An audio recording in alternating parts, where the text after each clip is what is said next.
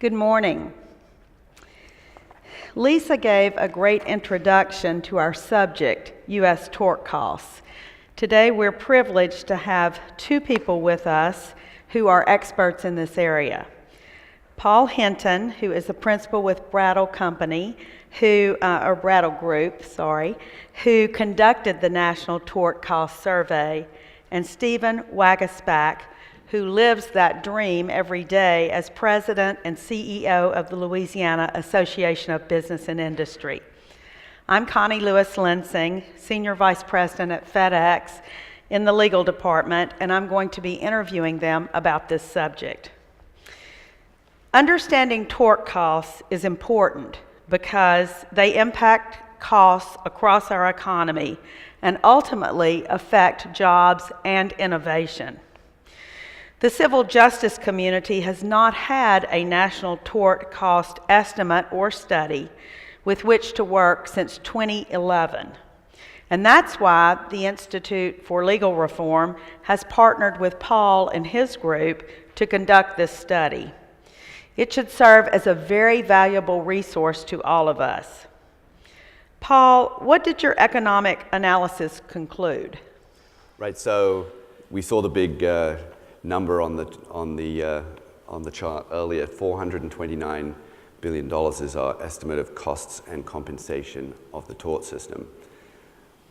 So when you talk about cost and compensation, those are two terms you may need to define further for us. What does that include?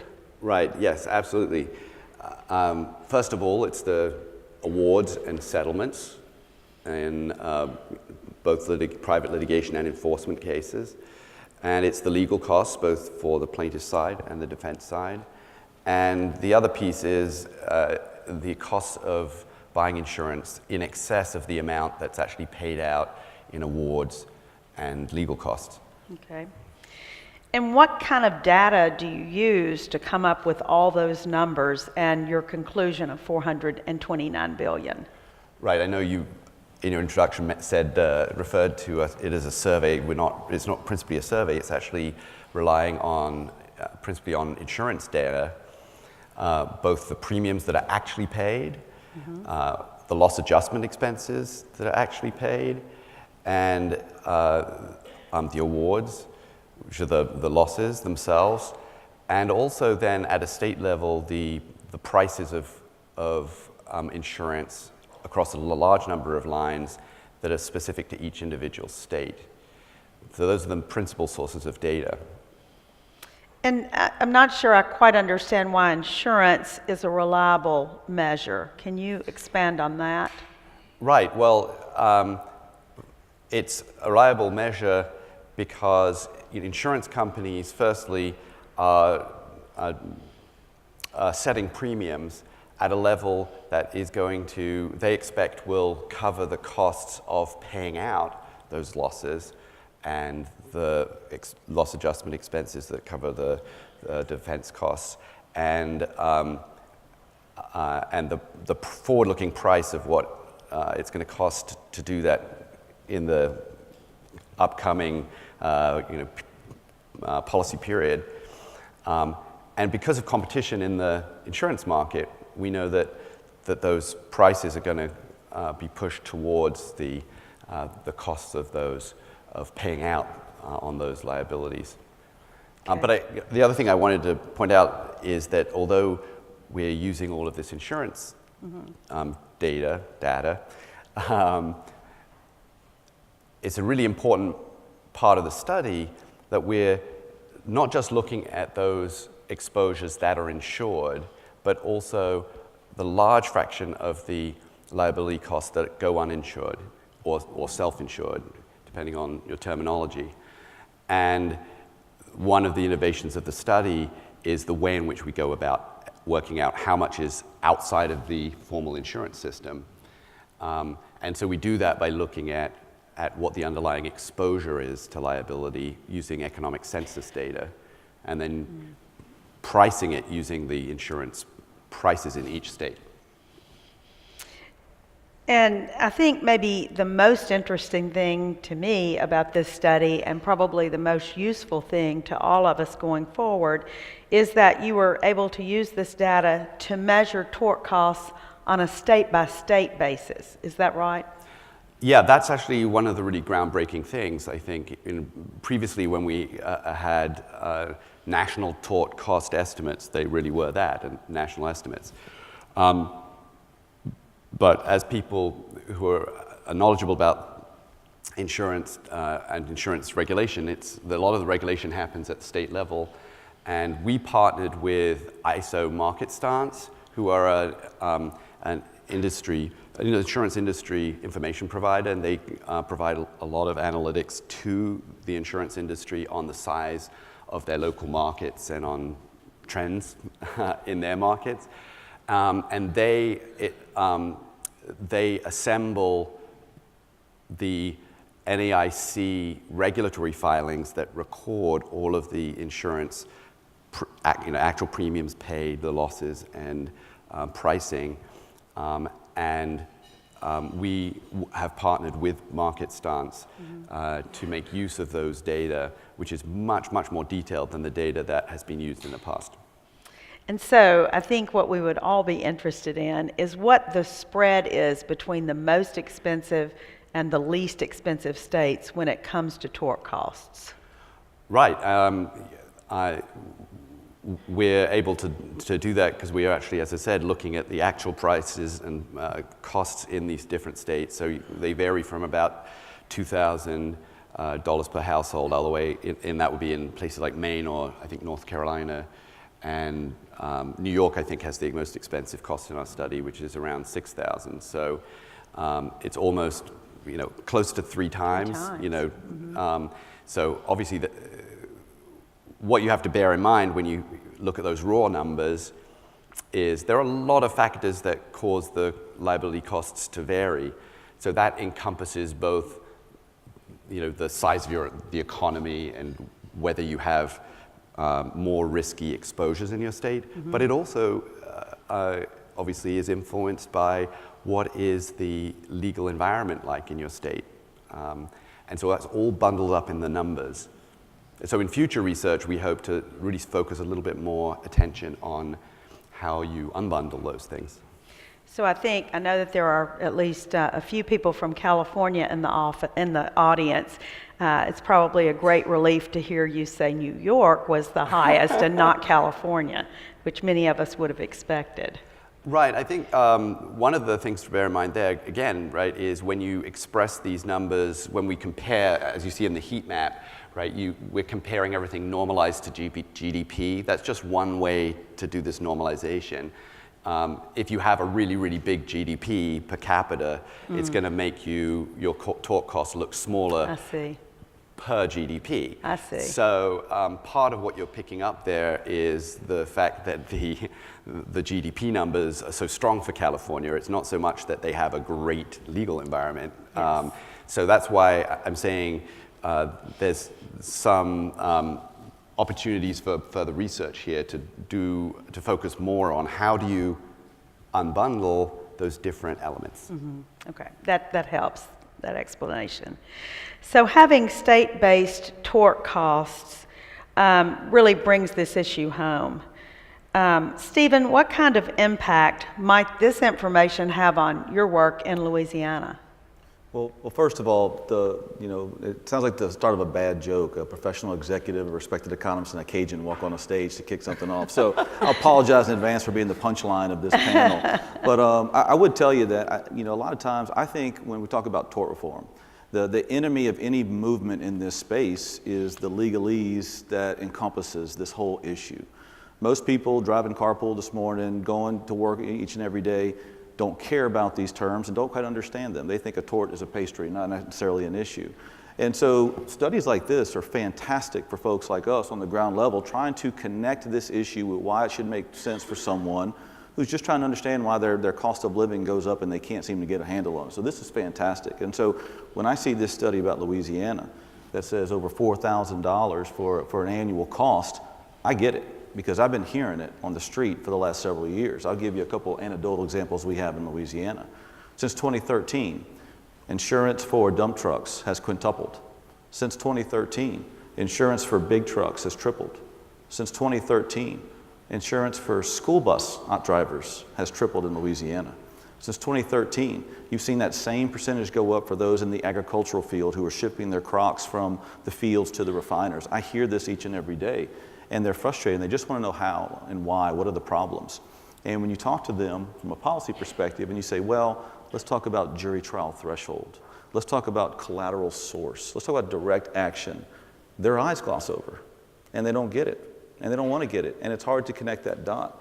And so studies like this that bring it down to the state level can really put an understandable bite-sized chunk on it. And then it opens the door to hopefully get some solutions on this, because when we battle on all these policy issues, and some days it's tax and some days it's transportation, every person driving to work or every person driving carpool pays a tax. They get it. You say sales tax, they get it. Every person drives on the road. You say infrastructure, they get it. Not many people go in a courtroom. I'm assuming by some of the faces here, you have been in courtrooms. But most people that you have to convince to make policy change don't. And so when you talk about tort reform, what they hear is, oh, that's just big business and big trial lawyer, and let them go fight it out or go jump in a big lake. I don't care what they do. Studies like this help us say, no, no, no, this makes a difference in your life. And there are some sensible changes that we can make that can bring that number down, and we can point to ways to do that. And so I think it's a fantastic ability and a tool. It's an arrow in the quiver we can use as we go try to make improvements. So, Stephen, you mentioned $4,000 is the figure per household in Louisiana. Where does that put Louisiana in the rankings of states, and how do you feel about where you are? Well, I'm always uneasy when U.S. Chamber or my friends at ILR put out rankings in Louisiana, because it makes us look in the mirror, unfortunately, you know.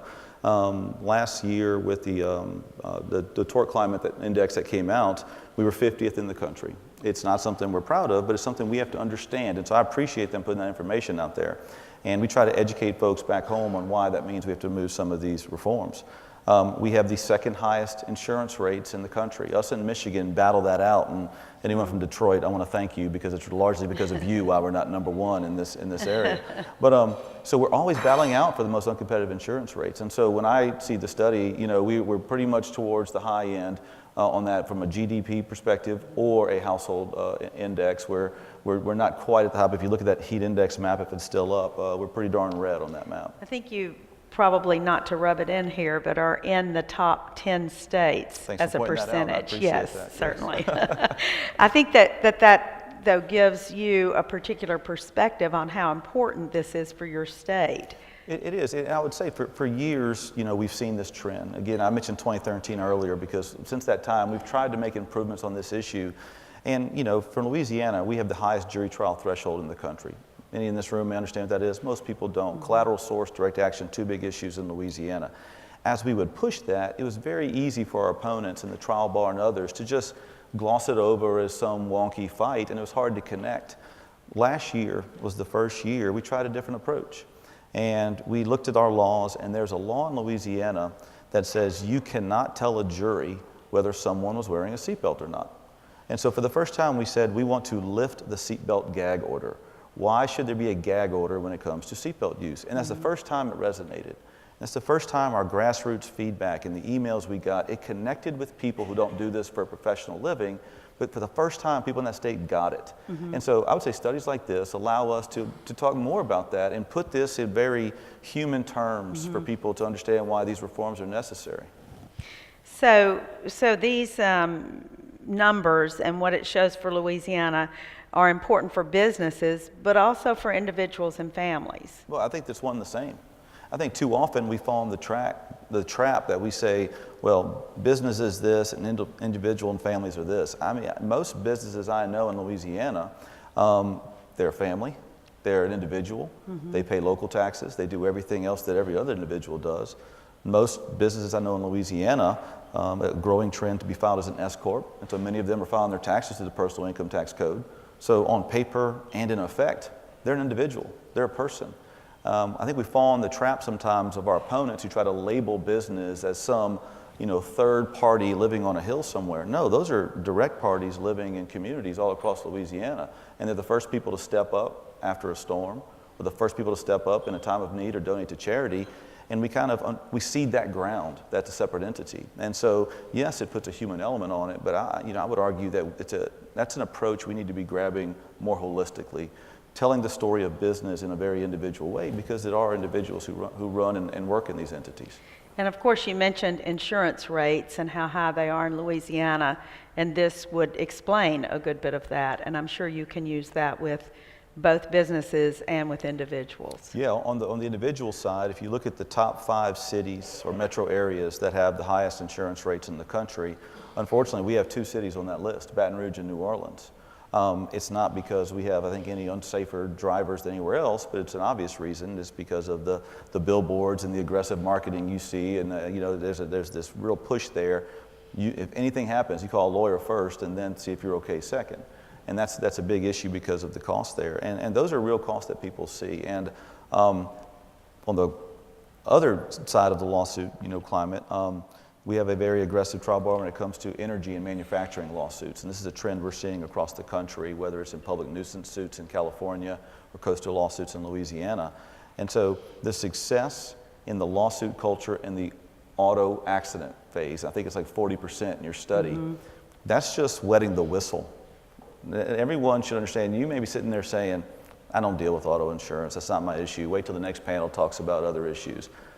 Once this is devoured, what's the next piñata to go whack? That's what they're looking for. In Louisiana, that next piñata is coastal lawsuits, energy, and manufacturing. Maybe you're seeing it in your state in public nuisance. It's really a plug-and-play formula looking for the big pot of money. And so studies need to be put out like this to bring in a very human face, a human element on these numbers, why it matters to working families, because if we don't start connecting the dots, no one else will. I think that the auto insurance component was the one element of the study that I was surprised by. I wasn't necessarily surprised to see the total was 2.3% of GDP, but the fraction that is related to auto losses and litigation around automobile liability was surprising to me. And to your point, Stephen, about connecting with individual constituents and voters, everybody pays that. I think it's a great barometer if we're looking at trying to explain how much of these costs is driven, as you said, by bad driving versus the legal environment.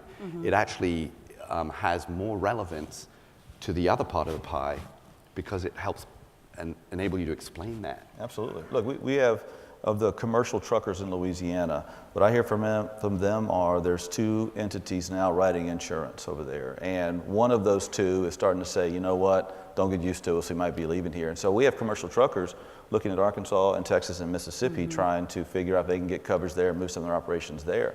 When I hear from a business that they want to go to Mississippi, that is a heartbreaking sentence. Let me tell you, that hurts. If you've never been told that, you don't know how bad that hurts.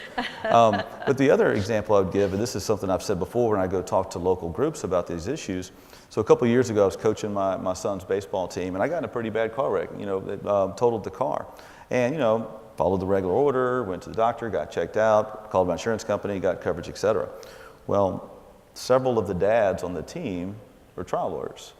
And I mean, for 3 weeks, they just barraged me. They're like, what are you doing? You can't go through your insurance company. You got to call us. There's so much more money you can have here. And I was like, no, guys, I'm going to follow But I mean, they were just dumbfounded.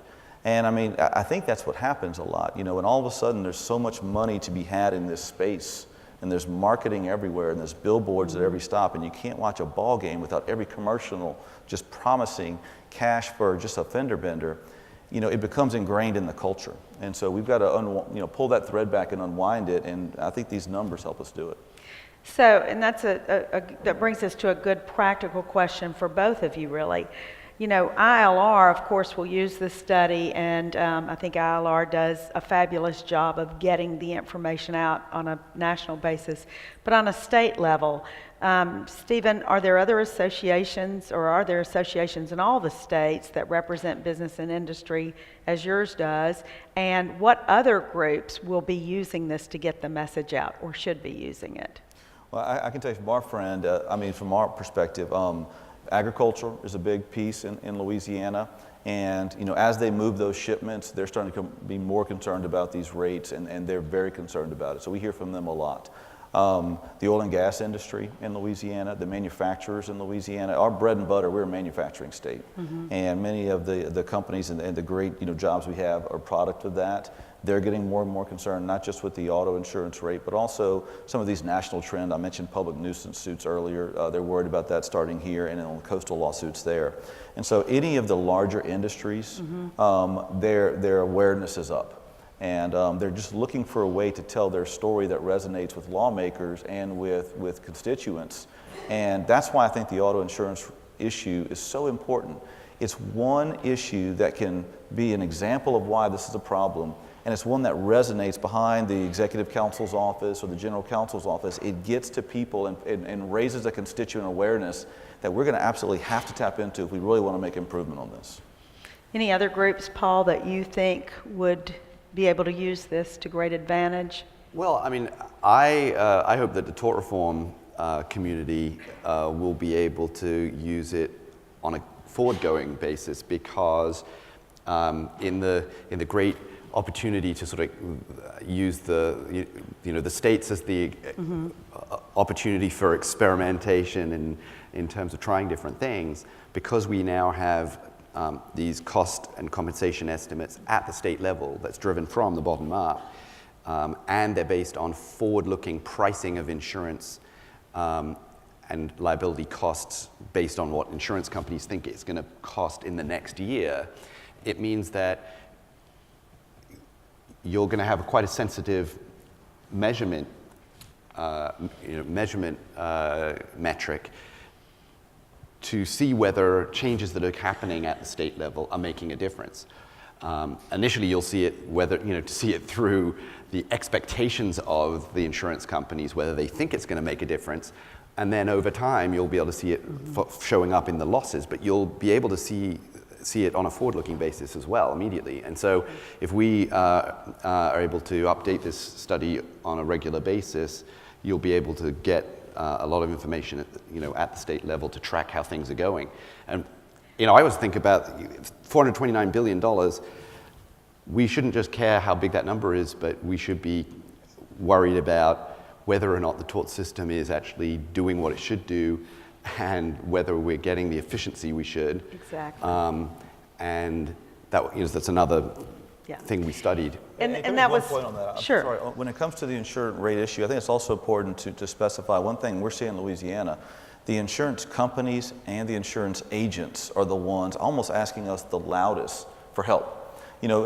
Some may say, okay, if you're using this as an example of why the tort climate is out of control, then are you picking on the insurance companies? No, I'm hearing from the companies and the agents. They want help on this. They can't compete anymore in a tort climate that's so shifted against them. And quite frankly, they're tired of swimming upstream on this. And so we're hearing it from the insurance industry as well. They're desperate for some of these tort reforms to happen. Okay, good. That's good news. Paul, you started down this road and you talked about that huge number that I think we all gasped when we saw, $429 billion. But go into a little bit more of what you were saying. How efficient is our system? How do you slice and dice that number to figure that out? Right, I'm going to see if I can use my clicker to go back. Can we go back to there's a pie chart in my slide deck. There we go. So this enables you to see how the cost and compensation break down between the amount that's being paid in compensation, which is that blue section, which is only 57% of the total pie. The rest is going to the defense costs, the costs that legal costs that the plaintiffs have to pay, including all the contingency fees. And then there's this other slice, which is the amount that's paid in insurance premium that isn't paid out in compensation and legal costs. And that's really, the business of the insurance companies having to run their business and take on that liability risk and earn a profit. But that 57% number, that's telling you how much of this $429 billion is actually going where, we think it is, ideally is serving a public policy interest, which is to compensate persons for torts. And that's a pretty low fraction. And one other point real quick, so next year in Louisiana, we have a huge term limit swing. We'll have about, almost half of our legislature flip over next year with term limits. So we're out right now trying to recruit candidates who understand free enterprise, understand business, want to preach the gospel of why it's good to have a healthy, growing economy.